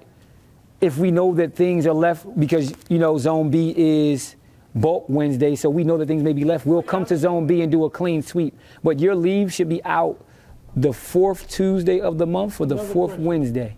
My friend, a neighbor, you know, I'm retired now, I have some time to talk with people and talk about this. My man has a lot of bags, but they're not paper bags. They say he went together, they didn't do it. So he put everything in plastic bags. You guys gonna pick it up? Yeah, we take them, as long as it's out on the right day. Yeah, on the right day, we'll take them. Make sure, because, you know, Yeah, we'll take they them. might not be able to take it, and then he might get stuck with it. Paper bags, yes. Yeah, like we always encourage them. Yeah, paper. If Yeah, that happens, yeah, that's yeah, fine. We'll work yeah, it out. yeah. The Paper, yes, ordinance should definitely. be- Yes, paper we should be bags. following the ordinance with Paper the bags. And some people bought a house over here, though. I'm not gonna say the names, but they own the house, but they live in New York, in the Bronx, or whatever, or Brooklyn. And they rent. The tenants, they don't know nothing. They put the beer bottles the way they came from liquor store. Paper and bottles together, right outside. Understand, you guys don't have to do the job. You come by, everything stays because they're not separate. Can I ask I gotta do it myself. I usually do it. I just go over there, you know. Thank you, but And the owner, they don't care. They want $3,000 a month rent. That's it. thank you, but I think that like, can I offer you another perspective, right? So, as we're building community, right, we might just want to say, hey, let's knock on the door and talk to the folks and say, hey, your trash day is this, right? I know, you know, that I witnessed folks in the community when I was growing up, you know, work together, right? Help each other out, you know, and I think that that's what we have to get back to, I right? wanna be part of, you know, saying nothing sometimes makes it worse. Some landlords don't pass on the information of how to Yes. pick garbage. Yes. I'm a landlord. I Yes. tell the neighbors. Yes. They don't know anything. I tell Yes. them, oh, thank you. Yes, yes, thank you for I that. butt into their faces. Yeah, thank you for that. That's important. This stuff blows over to my house. I pick it up anyway. Yes. And that's when the block associations, right? You're working together, right? Because even though the homeowners are not there, you still want to engage the renters, right? To last meeting, what I realized is a lot of renters felt like they were not a part because it was everything homeowners. But we want them to feel equally involved too. So you got to engage them with your block association, whether they're a homeowner or a renter, making sure they are aware of the ordinance and different things like that. I was wondering where I don't throw batteries in the I store them, and I was wondering where can I take them. I have a supply of used batteries. You can drop them off to Ravona. Verona? Yeah, to our satellite site. Okay. You can drop them off to Ravona, and they'll have one of our recycling Is teams that come get it. in here? Yes. Okay. So, and also your leaves, if you don't want to wait for the 4th Wednesday, if you have a mattress, if you have some bulk, right, you can bring it. Be mindful, right, to Ravona, be mindful that we are also monitoring, right? So some folks who work for construction companies think that this is now, right, a dumping site. And just so you know, fun fact, I call it, is that for all of the illegal dumping that we pick up, right, and by the time we get it in court, right, if we can't find the person, for residents who are saying, well, I'm not going to take a picture, those are costs, right, that not only cost DPW, but it costs your tax-paying dollars that we don't get back. Right, so it's extremely, extremely important that we also, you know, we got to figure out, okay, if this is my community, this is my street, and there's some illegal dumping, we're going to put together a team, a block association, we're going to have shifts, we want to catch the people who are doing this because we want to be able to hold them up in court, or it's going to keep on spending it. We can't, then with that, we can't get more manpower, we can't get more equipment, we can't get more motor brooms, we can't even do some of the things that we want to do for you because we are wasting resources on things that we shouldn't be wasting them on. Okay. I'm on Parker Street, and just about a month ago, showed up on the sidewalk. It's a Christmas tree. I can't believe someone would keep that fire hazard in their house until, you know. But I was hoping that it will be picked up during yard. What's the address? I'm at 310. The address where the Christmas tree at? The tree is right next We'll get it door. tomorrow. It's the house It's still there? next door. It's still there? Yeah, it's still there. Yeah, we'll get it tomorrow. 310 Parker? Yeah, I'm at 310 and it's right. I'm hoping that I don't get ticketed. You good, for you that. got it. We got it. Huh? I'm sorry. Ashley's going to Yeah. text it. Yeah, we're going to get it tonight. We'll get it tonight. Okay. We'll go out tonight. All right. Yeah. Can I go to him? He's been waiting patiently. I'm sorry. Excuse me. 310 Parker. Yeah.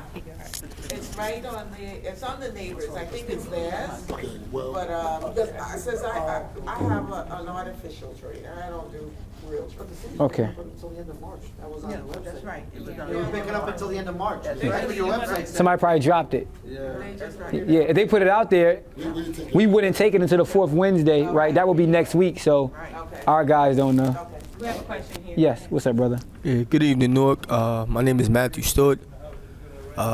Before I give my question, I want to thank you guys for taking the time to make it out here today. I know that it's a lot of questions coming at you guys, and I appreciate you guys being willing to work with us to find solutions. One of my main question related around flooding. I live on Delavan Avenue and North 11th. I'm literally in between 3 different towns. Newark, Belleville, and Bloomfield. So whenever there's an issue, it seems that the municipality transferred the burden to the other municipality. We've had 2 floods in the last 4 years.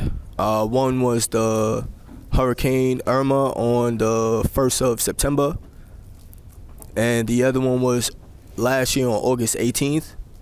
I've made contact with the councilman of my ward, and I'm trying to find out who we speak to in regards to having someone look at the engineering, to look at the infrastructure changes on how we could try to avoid things like this happening again, because when it happens, the entire block floods, and we've lost 4 people that live on the block due to basement apartments, and hoping that we can eliminate any more tragedies from happening on the block. Thank you. So what we'll do is, if you can give your address to Ashley Rainey, who works for DPW, we'll reach out to Director of Dean, Water and Sewer and his team. He's the expert in that. I know some of the things that he's talked about, but I would mix up the language, so I don't want to confuse you. We'll get right, we'll connect you to him. His team is robust, right? He'll be out here within a couple days, have a conversation with you, and be able to give you all the answers that you need. That definitely was a problem. I remember that. It's like a war zone. Everywhere. We was cleaning it up. I remember that. Do you have one first? Okay. 3 really quick ones. Yes. Electronic recycling? Yes. Where? You can drop those off to Rorona. Really? Right? Yes, you can drop Big those off. TVs and? Yes, But yes. we have Our main station, yeah, Bill. Yeah, our main station is 62 Freeland Avenue. But That would be better to do that? yes, yes, you can bring it right down there. Yes. But I know you might have trouble getting in your car, maybe. So if not, you can just drop it off, and we'll have a team come get it. Absolutely. That's we do have a regular spot, but yes, if you could get it at least there, yes, we are. Okay, I didn't Yes, notice that. absolutely. Okay. Question 2, the 65-gallon garbage cans that we have now, aren't you supposed to have a truck that actually hooks on and lifts them? Well, okay, well, yes, that works, but that works in like a town, something small. It's a little different to work in the city because you figure, okay, let's just say like 11th Street. 11th Street has, the whole block is 4 family houses.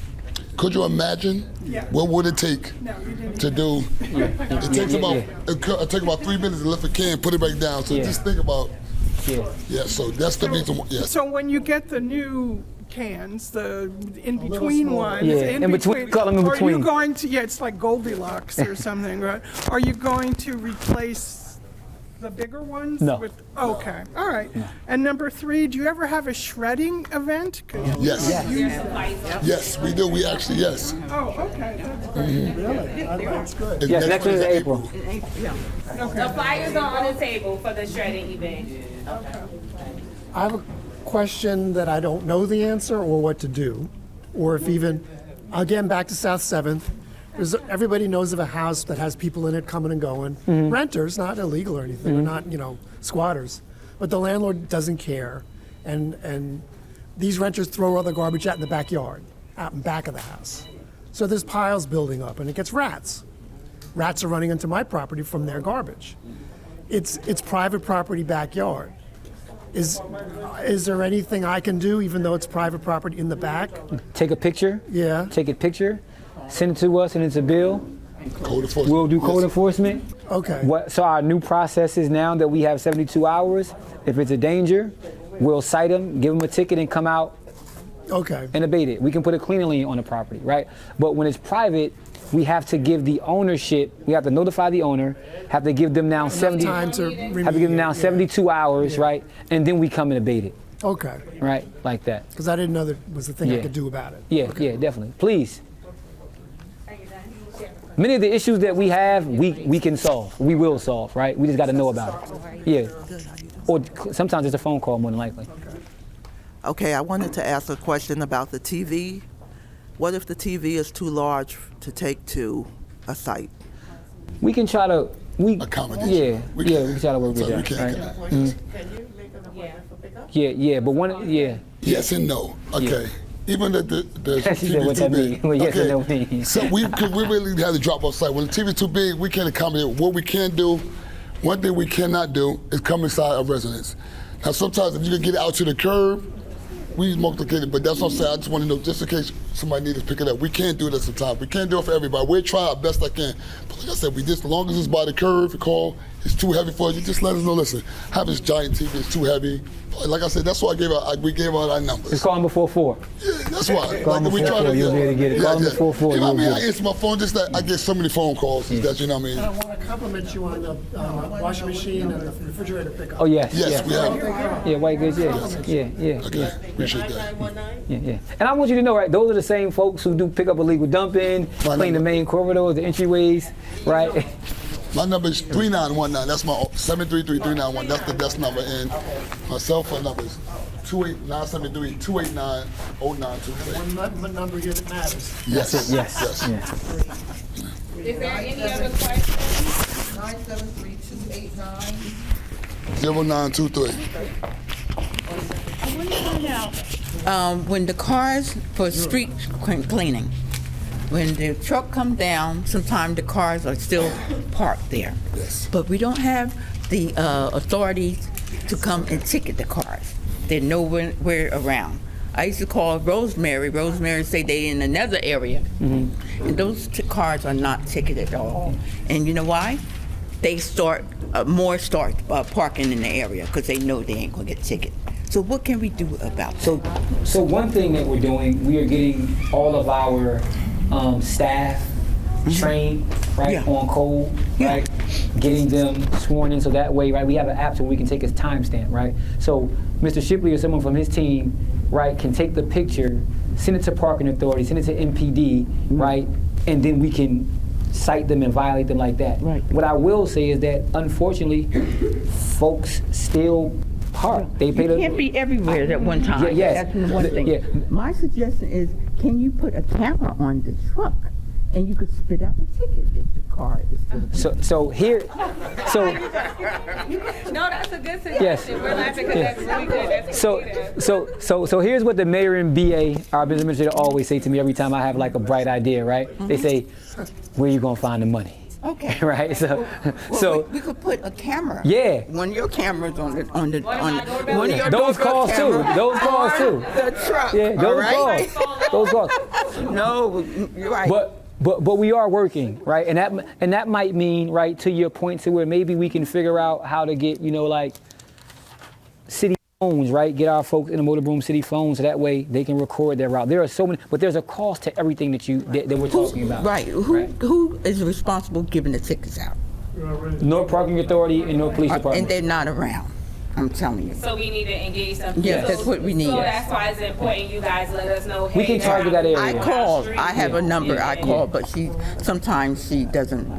Yeah. But we got to get better. Yeah. Because that's revenue that the city could have if they do that. Because these people, after the truck come by, they go and put the cars back.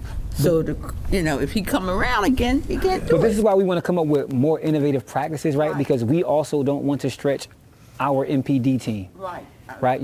They have a lot of things to be worrying about, right? So we want to be able to see how can we maximize what we have, right? Like you talked about cameras and phones, like those things cost. And then, right, how can MPD support us in that, right? But also, what does it mean for a resident to come outside and take pictures, right? And we have it and send it to us, and now we can build up, right, something and do those things. But nothing happens. Send them to Bill before 4 o'clock. I will. And he's going to get it. And another thing, also one question. Now you don't have to have clear bags for the recyclables now, right? Yeah, that stopped, I think, in 2022. Right. So put it you have back. to announce that to everybody because no, we have.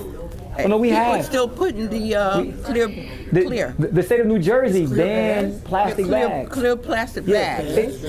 Yeah. The state banned it, right? Right. Yeah, the state banned it. The clear plastic bag for the recyclable. Yeah. There. So you got to announce that. 'Cause everybody is doing it. I'm doing that. I didn't know it was a bad idea. That's what I'm saying. we'll But continue. only problem, I'm not going to take everything. If the cans fall down, guess what? All the bottles and everything in the street. Yeah. When the wind goes. That's what, so we might need 2 recycling cans. Well, I got 3 and 4. So so that's what happened. I buy my own list for the See, the thing about, is that when it's high winds, yeah, I know that's basically like an act of God. And hopefully that don't 1 million, 1 million, 1 million. 1 meeting, everyone, please. I just need to see something before.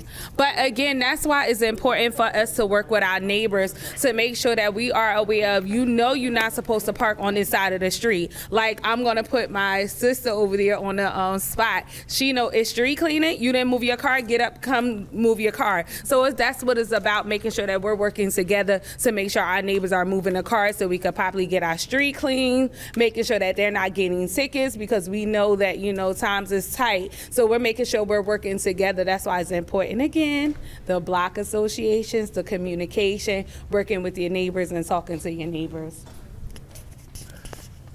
Hi. First of all, thank you guys again for being here and for what you do for our city. One question, logistical. I hope this is an easy question. What we do with what those things called? Air conditioners.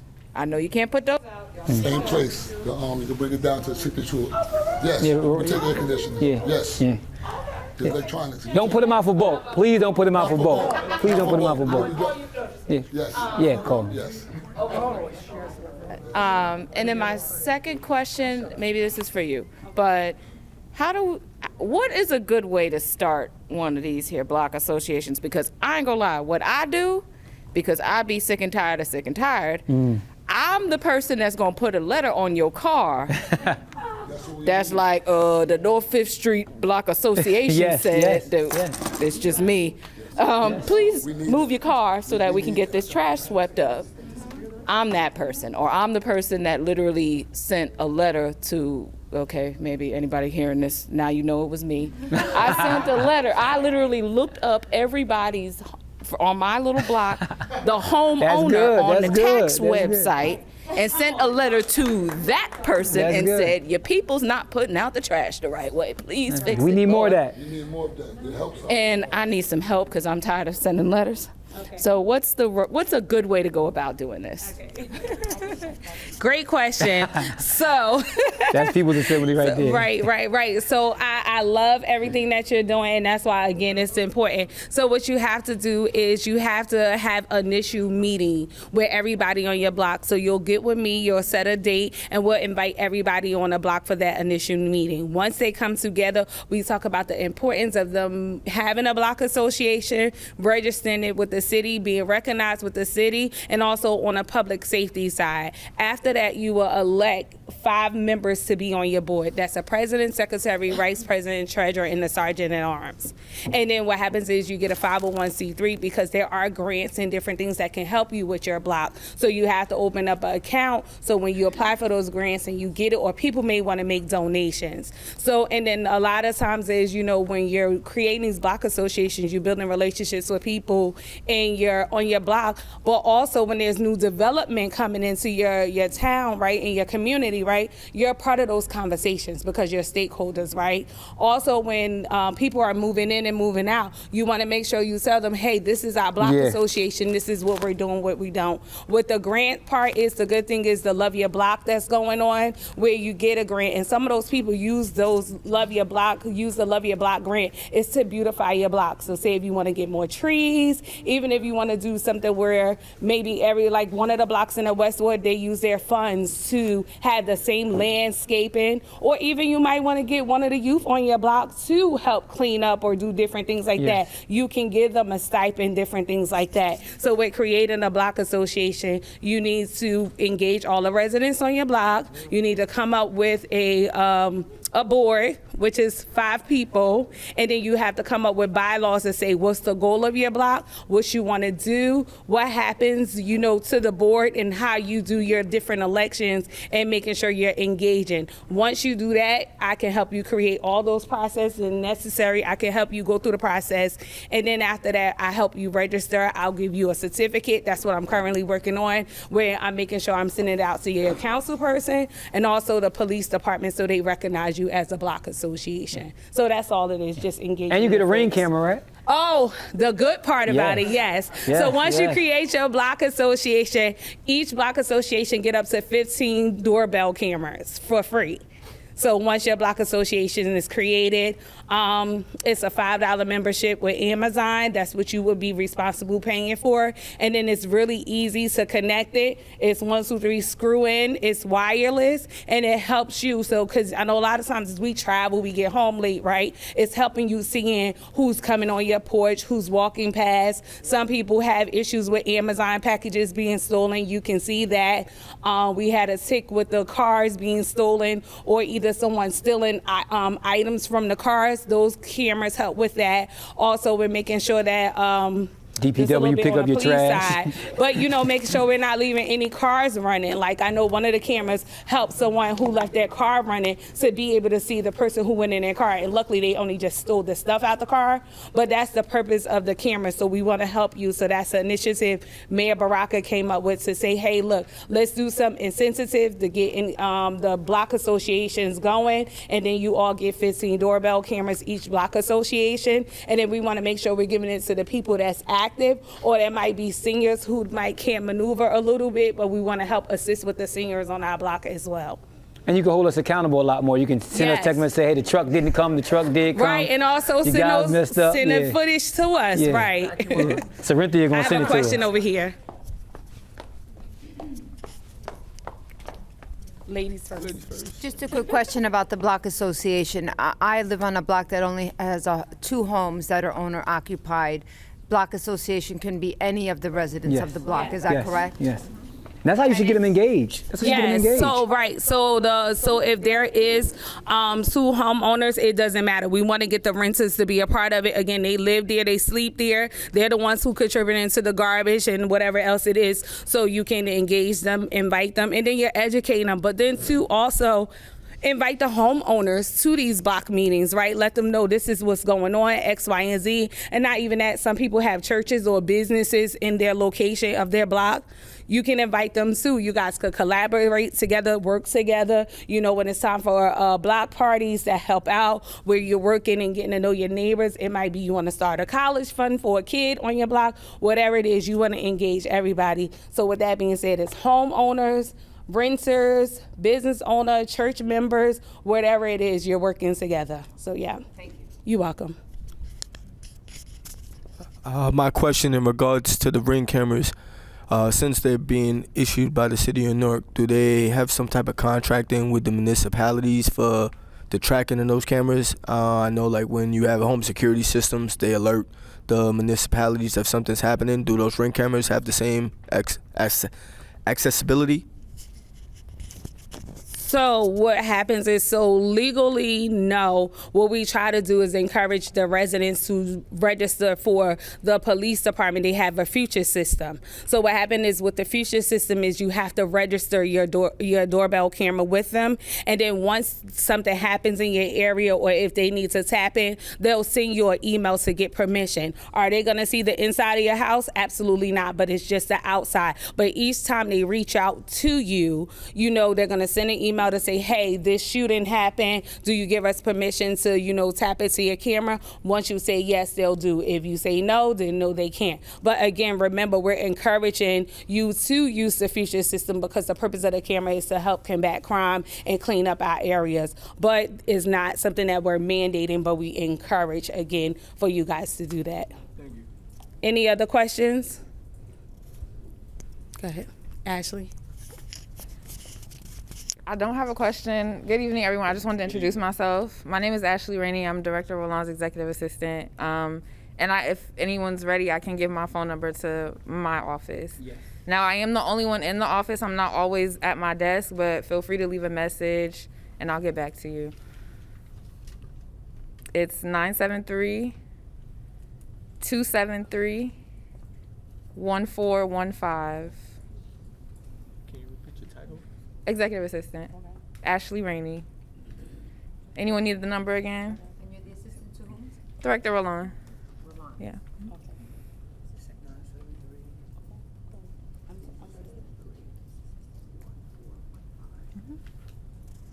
Thank you. Is there any other questions?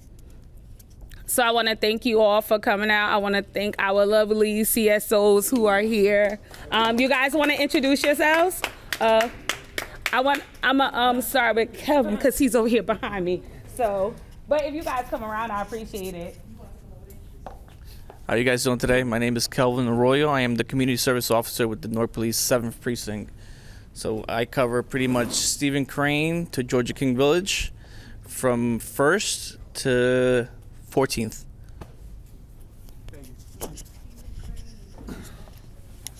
Yeah, I'm the Community Service Officer for the 2nd Precinct here, located at 1 Lincoln.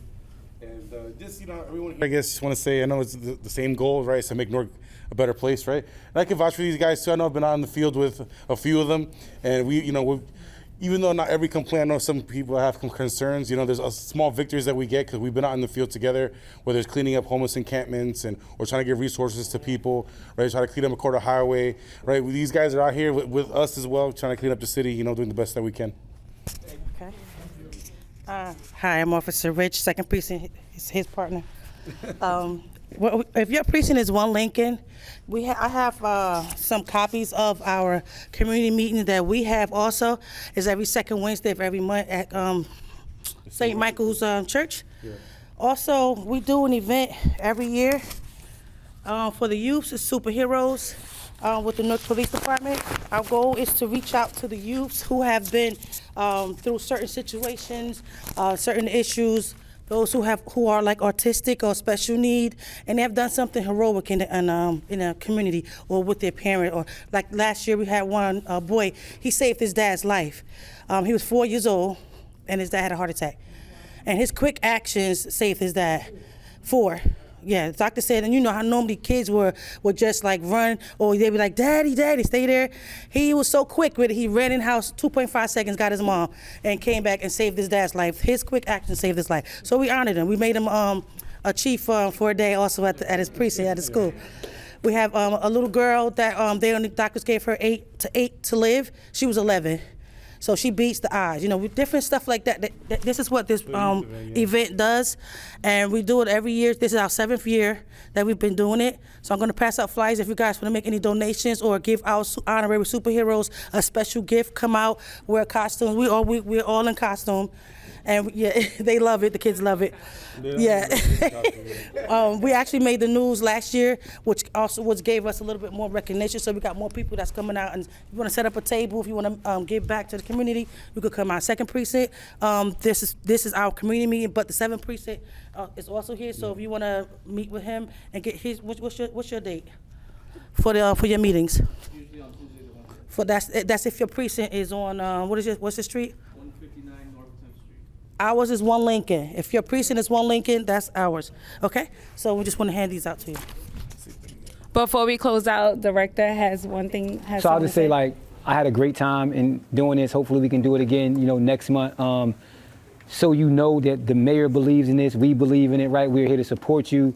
Please, please, please use the resources that you got tonight.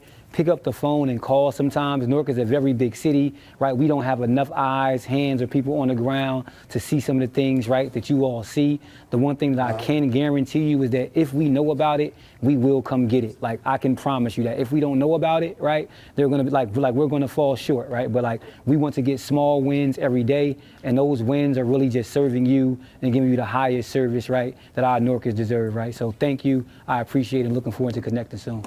So that, with that being said, I'm gonna do the final close out. Again, Newark People's Assembly is Office of the Mayor, bridging the gap in communication between the community and the City of Newark administration. If you want any of our administration to come to your your block meetings, please reach out to me. I can give you my number. It's 973-733-3265. If you picked up the blue paper on the table, my information is there. So if you don't have a pen to write it, but it is on the blue, Newark People's Assembly, we are the voice of the community. We are the ones who make sure City Hall hears what you have to say, making sure we're trying to help abate and address all the issues in our city, making sure they are aware. So my office, you can always email or either you can call, let me know, hey, there's a meeting. I do have a community ambassadors program where we have people from each ward and we meet monthly to talk about things that we're doing in the city, taking the different feedback and come up with strategizing to see how we can move our city forward. The last thing is I do send out an email blast of all the things that's happening in the city. If you do not have if you do not receive the email blast, please sign up over there at the table. Anything from different initiatives that the mayor is rolling out, any community meetings, public safety meetings, different things like that. We're making sure even the good things, there's a lot of stuff that's happening in our city. People say there's nothing happening for Newark. That's absolutely not true. There's something happening every day. And we want to make sure you, the important people of the community that are stakeholders, you take advantage of it. You be a part of these different events and activities and also the meetings. And then when there is new development or if there's any type of community engagement, we want you to be a part of those conversations. So with that being said, thank you all for coming. There's a lot of good food over there. There's drinks. Please, if you're gonna take some, you could take some home with you. I don't wanna take any back home with me. And enjoy. Thank you all. And thanks, Amira, for recording. Thank you.